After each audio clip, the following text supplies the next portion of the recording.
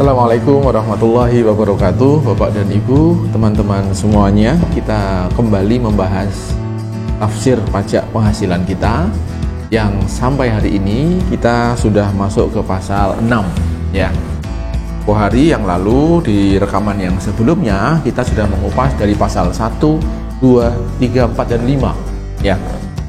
Nah, pasal 6 ini adalah salah satu unsur yang wajib dipahami oleh setiap orang yang akan menghitung pajaknya sebuah usaha, baik dia itu orang pribadi atau badan yang menyelenggarakan pembukuan. Hukumnya wajib harus paham pasal ini ya. Jadi apakah dia itu badan, ini tulisannya agak bagus ya, badan atau orang pribadi, sama-sama dia harus menghitung penghasilan kena pajak. Pasal ini mengatur tentang bagaimana menghitung penghasilan kena pajak ya. Nah, sumbernya adalah atau bahan baku dari penghasilan kena pajak ini adalah laba bersih ya. Laba bersih versinya akuntansi. Laba bersih versi akuntansi pembukuan ya. Yang mana laba bersih kita ini kan sumber perhitungannya atau unsur untuk menentukan laba bersih ini adalah satu, penghasilan.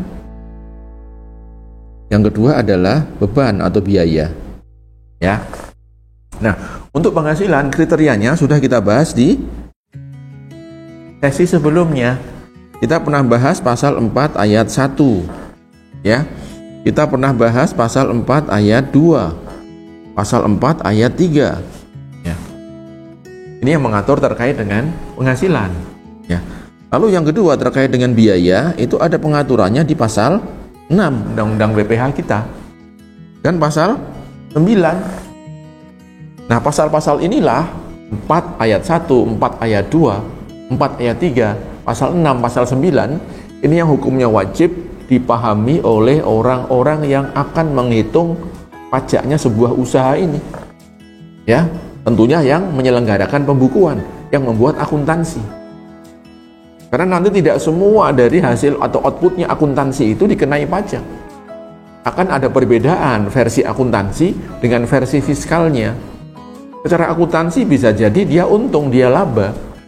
Tapi ketika mau dihitung pajaknya ternyata minus, dia defisit. Dia nggak untung sebetulnya. Kenapa? Karena di dalamnya ada kemungkinan ini penghasilan yang non objek pajak, ya kan? Mungkin di dalamnya ada penghasilan yang final pengenaannya. Penghasilan itu nggak usah dihitung, keluarkan. Jadi ada kemungkinan secara akuntansi dia laba, secara pajak dia minus. Kenapa minusnya? Karena di dalamnya mengandung ada penghasilan yang final, ada penghasilan yang bukan objek, harus keluar dulu, ya. Yang kemudian unsur yang kedua yang harus dipahami adalah tentang biaya. Tentang biaya. Ya. Ternyata tidak semua biaya yang faktanya itu keluar dari kantongnya perusahaan. Setiap uang keluar dari perusahaan itu harus dicatat oleh akuntansi. Menjadi biaya yang bermacam-macam itu. Bahkan untuk membeli aset yang masa manfaatnya lebih dari setahun, itu pun nanti ujungnya akan menjadi biaya. Ya. Nah, perlakuan pajak atas biaya-biaya ini diatur di pasal 6 dan pasal 9. Ya. Pasal 6 ini mengatur biaya yang deductible, yang boleh dikurangkan. Tetapi pasal 9 mengatur penghasilan yang non deductible, yang tidak bisa dikurangkan. Ya. Memang pada dasarnya setiap perusahaan itu ketika keluar duit, keluar uang, itu ujungnya pasti untuk cari penghasilan. Tapi ada kemungkinan 1, 2, 3, 4 kejadian misalnya ada pengeluaran yang tidak semestinya dikeluarkan. Ya, kayak sumbangan-sumbangan itu kan tidak terkait dengan kegiatan untuk mendapatkan penghasilan, ya. Oke, sekarang kita lihat ya pasal 6 ini isinya apa, ya. Pelan-pelan kita bacakan. Pasal 6 ayat 1. Besarnya penghasilan kena pajak. Ya, jadi pasal ini mengatur bagaimana menghitung penghasilan kena pajak. Bagi wajib pajak dalam negeri ya. Jadi yang luar negeri nggak usah ngitung di sini karena dia bukan subjek pajak Indonesia. Dan bentuk usaha tetap BUT. BUT ini adalah ya perwakilannya subjek pajak luar negeri, karena dia beraktivitas, dia mencangkul mencari penghasilan di Indonesia, dia punya kewajiban yang sama dengan wajib pajak dalam negeri, ya. Ditentukan berdasarkan apa? Berdasarkan penghasilan bruto dikurangi dengan biaya. Ya, dari penghasilan kemudian dikurangi dengan biaya. Ya, untuk mendapatkan apa? Penghasilan kena pajak. Ya. Nah, kemudian termasuk di dalamnya adalah biaya yang secara langsung atau tidak langsung. Biaya langsung itu adalah biaya yang terkait dengan pengeluaran yang melekat pada produk dagangan kita, produk hasil produksi kita. Kita pabrik sepatu misalnya. Biaya langsung itu adalah untuk beli bahannya, kulit, ya, untuk beli lem, termasuk untuk upah tukangnya, termasuk penyusutan dari aset-aset atau mesinnya pabrik. Ya, itu masuk biaya langsung karena melekat pada produk yang kita jual. Maka di sini ada contohnya nih, termasuk misalnya apa? Biaya pembelian bahan, ya. Biaya berkenaan dengan apa? Upahnya. Upahnya tukang-tukang itu, tukang jahitnya, ya. Termasuk nanti kalau kita pinjam bank, ya, pinjam bank ada bunga misalnya. Bayar sewa, ya. Kalau kita punya kantor perwakilan, kalau kita punya outlet misalnya, kita sewa tempat, itu boleh jadi biaya, ya. Perjalanan, pengolahan limbah, asuransi, premi, ya. Promosi bisa, ya, administrasi dan pajak-pajak. Boleh jadi biaya. Kecuali di sini pajak penghasilan, ini nggak bisa jadi biaya. Ya, kenapa alasan pajak penghasilan nggak bisa jadi biaya? Nanti akan diatur di pasal 9. Ya, oke, ini huruf A. Ya, sekarang kita lihat yang berikutnya.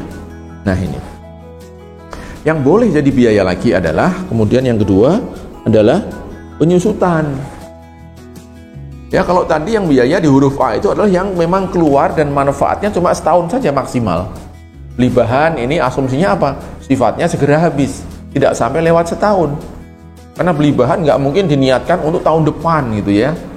Pasti harus segera diproses untuk dijual kembali. Itu sifatnya. Nah, tapi ada biaya-biaya yang faktanya ini manfaatnya akan jangka panjang. Beli mesin misalnya, ya. Beli kendaraan untuk angkut misalnya, ya. Maka ini cara membiayakannya tidak disekaliguskan.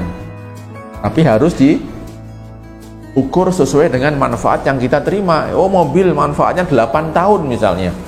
Maka setiap tahun kita bisa kebagian 1/8 dari harga perolehan mobilnya. Misalnya begitu, ya. Maka biaya yang kita akui hanya 1/8 saja, ya. Penyusutan ini boleh, ya. Penyusutan atas pengeluaran untuk memperoleh harta berwujud. Ya, kalau berwujud namanya penyusutan, alokasi biayanya.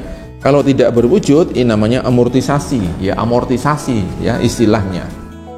Ya, intinya apa? Manfaatnya melebihi satu tahun, ya. Itu boleh jadi biaya. Iuran kepada dana pensiun boleh jadi biaya. Kita membayari sebagian iuran pensiun yang menjadi kewajiban karyawannya, kita tanggung itu sebagian, maka itu boleh jadi biaya, ya. Misalkan apa? Dana pensiunnya ini telah disahkan oleh Menteri Keuangan, boleh jadi biaya. Lalu kerugian. Karena apa kerugiannya? Karena penjualan atau pengalihan harta yang dimiliki perusahaan. Punya mobil, punya mesin dijual, ada kerugian. Maka rugi itu boleh diakui sebagai biaya, asalkan aset itu digunakan untuk mendapatkan penghasilan, dipakai untuk proses usaha kita, ya. Kemudian kerugian selisih kurs. Kita punya valuta asing, aset, ya, atau hutang. Gara-gara ada selisih kurs itu bisa menimbulkan untung atau rugi kurs. Kalau untung itu penghasilan kita, kalau rugi itu resiko kita. Karena resiko usaha kita itu boleh jadi biaya, ya. Kemudian riset, ya, biaya penelitian dan pengembangan harus dilakukan di Indonesia, baru itu bisa dijadikan biaya. Kalau risetnya di luar negeri, nggak boleh jadi biaya. Ya, ini yang pasal 6 B, C, D, E, F. Ya, masih ada stok biaya yang lain. Kemudian biaya beasiswa, ya, biaya magang, biaya pelatihan, baik untuk pegawai kita maupun untuk pihak lain. kita kasih beasiswa kepada lembaga pendidikan X, ya, ada 5 anak siswa yang tidak mampu misalnya, kita berikan beasiswa, itu boleh jadi biaya, ya, tidak harus karyawan kita. Bahkan kita sekolahkan sampai luar negeri, itu pun juga boleh jadi biaya, ya. Apalagi ini magang, ya, kalau magang kan di tempat kita, ya, pelatihan ini juga boleh nih, kita kirim staf kita untuk ikut seminar, ya, ikut workshop dan seterusnya. Oke, ya, kemudian yang huruf berikutnya, huruf H. Piutang yang nyata-nyata tidak dapat ditagih. Ini kan resiko bisnis, ya, maka ini boleh jadi biaya. Kita jual barang misalnya, ya, ini, ya. Nah, ini tahun 2019, ya, ini tahun 2020. Di bulan November misalnya kita jual kredit, ya, jual sepatu, ya, kita pabrik sepatu misalnya secara kredit. Kredit, ya, ini tulisannya, ya. Oke, maka kita akan mencatat kita punya piutang. Kita punya piutang, kreditnya adalah sales atau penjualan. Ya, katakan 100 nih, ya. Kita abaikan PPN-nya, ya. Harusnya ada PPN-nya di situ, ya. Nah, lalu ternyata ini janjinya misalnya 1 bulan nih temponya. Tapi sudah berbulan-bulan ini nggak bayar nih. Bulan ke-6 dia tidak bayar juga, ya. Tidak bayar. Maka di bulan ke-6, karena kita sudah nggak mungkin nagih lagi ke dia, kita jurnal di sini biaya kerugian piutang, ya, 100. Kreditnya apa? Kreditnya menutup piutang kita, menghapus piutang kita. Boleh nggak mengakui kerugian ini? Boleh jawabannya, karena ini resiko dari bisnis. Cuman undang-undang pajak memberikan persyaratan tambahan. Formalitasnya harus dipenuhi, ya. Apa syaratnya agar biaya ini diakui oleh pajak? Maka yang pertama adalah telah dibebankan sebagai biaya dalam laporan laba rugi. Sudah kita jurnal di sini. Ini yang paling gampang, ya. Tinggal jurnal saja biaya kerugian piutang pada piutang. Ya. Maaf. Yang kedua nih, wajib pajak harus menyerahkan daftar piutang yang tidak dapat ditagih tadi kepada DJP. Jadi orang-orang atau reseller kita yang ngemplang kita, ya, piutang kok nggak dibayar nih, 6 bulan nggak bayar-bayar 100 juta. Nah, orang itu namanya Pak Ali misalnya, ya, maka ketika kita menghapus piutangnya Pak Ali itu, kita harus membuat daftar nominatif, daftar piutang tidak dapat ditagih. 1, Pak Ali, alamatnya mana, NBP-nya berapa, jumlahnya berapa, 100. Kita buat daftar nominatif, kita lampirkan di SPT. Apa tujuannya membuat daftar ini? Daftar ini nanti akan masuk di kantor pajak kita. Di kantor pajak kita nanti akan menginformasikan kepada kantor pajak domisilinya Pak Ali ini. Nah, di sana akan dicek apakah penghapusan piutang ini bagi Pak Ali sudah menjadi objek pajak di SPT-nya, sudah menjadi penambah penghasilan di SPT-nya. Karena kita tahu di pasal 4 ayat 1 Undang-Undang PPh kita, termasuk objek pajak adalah pembebasan hutang. Itu objek pajak bagi orang yang dihapus hutangnya, ya. Itu guna dari kenapa kita harus menyerahkan daftar piutang yang dihapus. Itu baru 2 syarat. Ini masih mudah, ya. Lalu syarat yang ketiga adalah telah diserahkan perkara penagihannya. Kita somasi itu, ya, karena kita nggak bisa menyelesaikan secara damai. Kemudian kita minta tolong pengadilan, kita somasi, ya, kita akan pilotkan dia. Supaya apa? Dari hartanya dia nanti hakim akan menyita dan kurator nanti akan menjual dan melunasi utang kita. Nah, asal kita sudah mendaftarkan saja, itu sudah cukup. Mendaftarkan tuntutan kita, somasi kita, cukup. Tidak usah nunggu nanti hasil akhirnya. Itu yang pertama, ya. Nah, kalau orang merasa kesulitan dengan syarat ini masih koma ini, ya. Adanya perjanjian tertulis antara kita penjualnya dengan pembeli yang kita hapus mengenai penghapusan piutang. Ya, perjanjian pihak 1, pihak 2, penjual, pembeli sepakat untuk menghapus utang piutang ini. Tanda tangan dua belah pihak, selesai. Ya. Ini kalau penjualnya ikhlas gitu ya.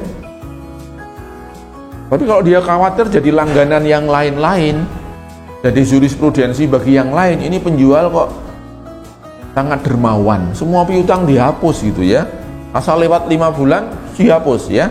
Maka ini jadi presiden buruk kan ya. Makanya kalau sulit yang seperti ini, kita bisa pilihan yang berikutnya adalah telah dipublikasikan. Jadi kita bikin nih iklan di media ya, bahwa hari ini tanggal ini PT kita menghapus piutangnya si Ali 100 juta. Selesai. Ya, yang penting dipublikasikan walaupun nanti ukurannya kolomnya kecil, yang penting sudah terpenuhi kewajiban formal ini ya, publikasi.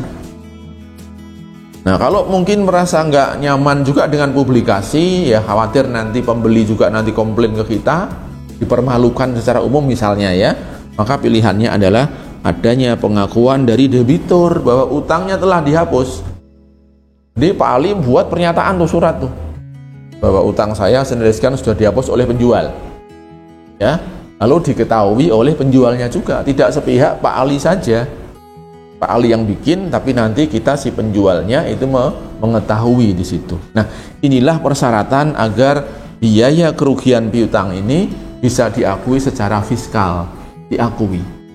Selama syarat ini kumulatif ya, 1, 2, 3 itu harus kumulatif, tidak terpenuhi, maka biaya kerugian piutang ini belum boleh diakui sebagai biaya. Menunggu nanti tahun depan ya, tahun depan kalau sudah punya persyaratan ini baru bisa mengakui sebagai biaya ya. Oke, sementara sampai di sini dulu, nanti kita lanjutkan di sesi berikutnya pasal 6 ayat 1 ya. Assalamualaikum warahmatullahi wabarakatuh.